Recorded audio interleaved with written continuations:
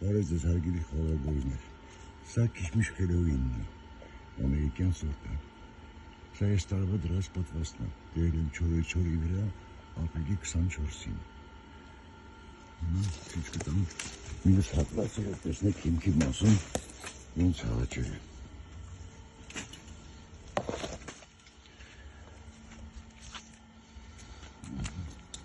սա մայրվազի հատվածն է, սա արդեն դրած պատվաստն է, տարբերությունը զգում եք, կրկնակիից ավել մտածել է, ես քանի ճուղ տվել, 1, 2, 3, 4, 5, 6, 7, ու հաշվեմ մանրերներով երևի հիմքից 10 ճուղ տվել, ու 10 մետրից ավել աճել է, հիմա ձեզ սա գալիք տարի ինչքան բերք է տալու, հիմա էլ է տվել, բայց մի մասը առաջի բերքը թորներս կերել են, ներքևում է եղել, որտեղ բոյա հասել է, քաղել են,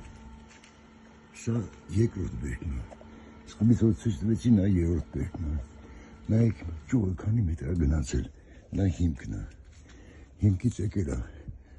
գնացել ու երևի ինչքան 10 մետրից ավելու աճել է, ամենաարդյունավետ ձևն է, չորի վրա պատված դնել է, սա դրել եմ ապրիլի 24-ին և նման ձևով աճել է, առաջի անգամ դնում եմ մարտի կեսերից հետո, ուրեմն ճուղը կտրում եմ, մայրվազի ճուղը, ներքևի մասին է, որտեղ ներքևն ավելի շուտ արացում, քան ստե վերևը, 2-3 օրը մեկ մատով ստգում եմ, եթե կտրած տեղը արդեն խոնավացել է, նշանակում է պատվաստնելու ժամանակն է, մայրվազի ճուղը կտնում եմ 2 աչք վերև, եթե առաջի դրած պատվաստը չկպավ, արդեն ես տակը մի հատ տեղ ունեմ պատվաստ դնելու, ապրիլի 3-րդ տասնյակին դնում եմ երկրորդ պատվաստը, նա էլ եթե չկպավ, մայիսի 20-ին դնում եմ երրորդ պատվաստը արդեն կանաչ ճյուղի վրա, էլի չոր եմ դնում, կանաչի վրա լավ չի կպնում, կախված է տարվա եղանակներից, եթե